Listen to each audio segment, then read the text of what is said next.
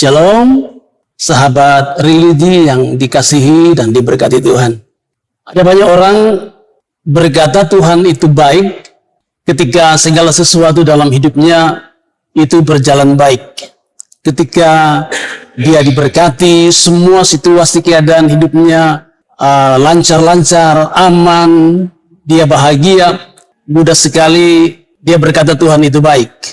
Tapi sebaliknya ketika segala sesuatu dalam hidup ini berjalan tidak sesuai dengan harapan, tidak sesuai dengan mimpi, tidak sesuai dengan apa yang diidam-idamkan, banyak orang akan berkata bahwa Tuhan itu tidak peduli dengan mereka, Tuhan itu masa bodoh dengan mereka, Tuhan itu seakan-akan tidak memperhatikan mereka.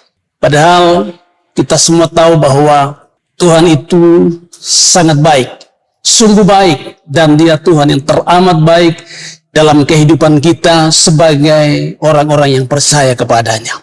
Ada sebuah nasihat yang indah yang disampaikan oleh Paulus kepada orang-orang yang ada di Roma.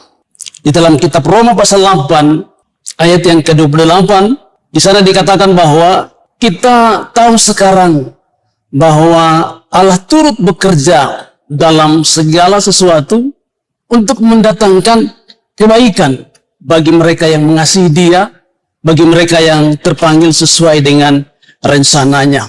Bapak, Ibu, Saudara, sahabat religi yang dikasihi dan diberkati Tuhan.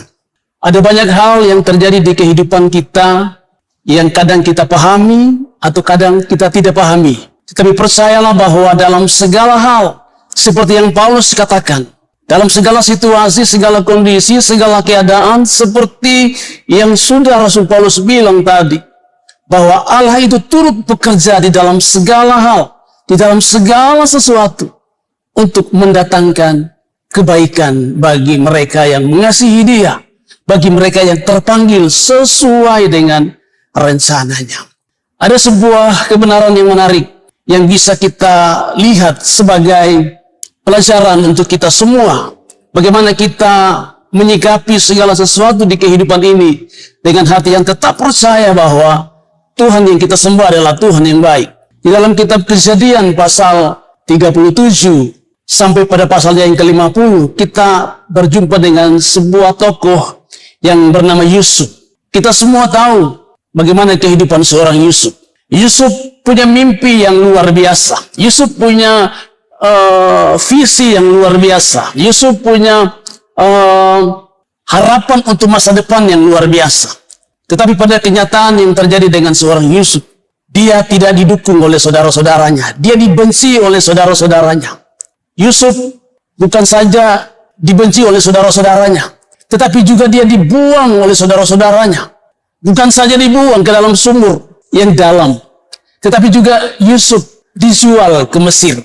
Orang-orang Midian membelinya, lalu sampailah Yusuf di rumah Potifar dan menjadi budak di sana. Kalau kita lihat sejenak, bahwa sepertinya apa yang dimimpikan Yusuf itu berbeda dengan kenyataannya. Apa yang diharapkan Yusuf berbeda dari apa yang terjadi dalam hidupnya. Tetapi Bapak, Ibu, Saudara sekalian, sahabat religi yang dikasihi oleh Tuhan, apapun keadaan yang terjadi, Tuhan itu tetap baik. Ketika Yusuf sampai di rumah Potifar, dia difitnah oleh istrinya. Istri Potifar memfitnah dia, maka masuklah Yusuf dalam penjara. Dia dimasukkan di sana. Dan ketika ada Yusuf di penjara, singkat cerita, ada dua pelayan raja yang bermimpi. Dan Yusuf menerjemahkan kedua pelayan itu. Mimpi mereka 3 hari kemudian jadi kenyataan. Salah seorang dikembalikan kepada pekerjaannya dan yang seorang lagi digantung. Tetapi yang terjadi dengan Yusuf, dia dilupakan. Karena waktu Yusuf menerjemahkan mimpi mereka, Yusuf bilang, kalau kamu sudah kembali kepada pekerjaanmu, jangan lupakan saya. Tapi Yusuf dia dilupakan.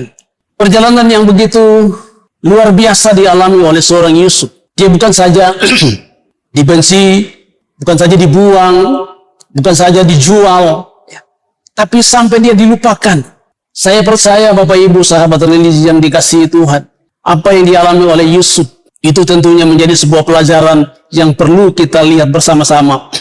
Bahwa segala proses di kehidupan ini tidak terlepas dari kendali Tuhan. Kita tahu bahwa pada akhirnya Yusuf, dia dipanggil menghadap Raja Firaun. Karena pada waktu itu Firaun punya mimpi juga.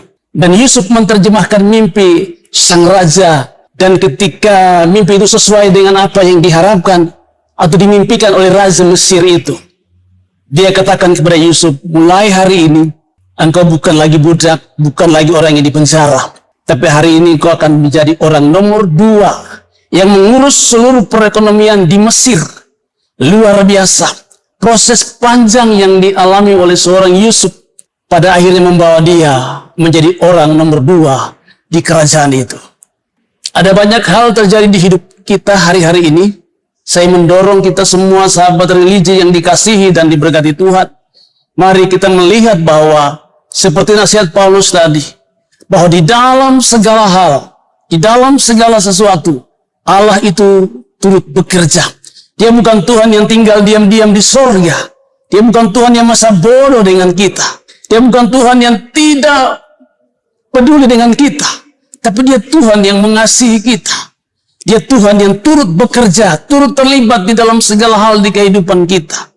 Yang pada akhirnya membawa kita untuk melihat kebaikan-kebaikan yang sudah dia rancangkan dalam hidup ini. Itu sebabnya jangan kita putus asa. Jangan kita mudah menyerah dengan kehidupan ini. Apapun yang terjadi dalam hidup ini, mari kita berkata, Tuhan itu baik. Dia sungguh baik. Dia teramat baik dalam segala hal. Bapak, Ibu, saudara sekalian, sahabat religi yang diberkati Tuhan. Firman Tuhan hari ini mengingatkan kita semua bahwa dalam segala hal yang kita hadapi di hidup ini, Allah turut bekerja di dalamnya. Entah itu hal yang baik, hal yang mendatangkan sukacita bagi kita, ataukah mungkin hal yang tidak menyenangkan bagi kita. Hal yang mungkin di luar dari apa yang pernah kita mimpikan atau kita harapkan. Tapi percayalah bahwa di balik semua proses kehidupan yang kita jalani, yang kita hadapi, Tuhan punya rencana indah dalam kehidupan kita sebagai anak-anaknya. Bapak, Ibu, saudara sekalian, sahabat religi yang diberkati Tuhan, demikian renungan firman Tuhan untuk kita di kali ini. Tuhan Yesus memberkati kita semua. Shalom.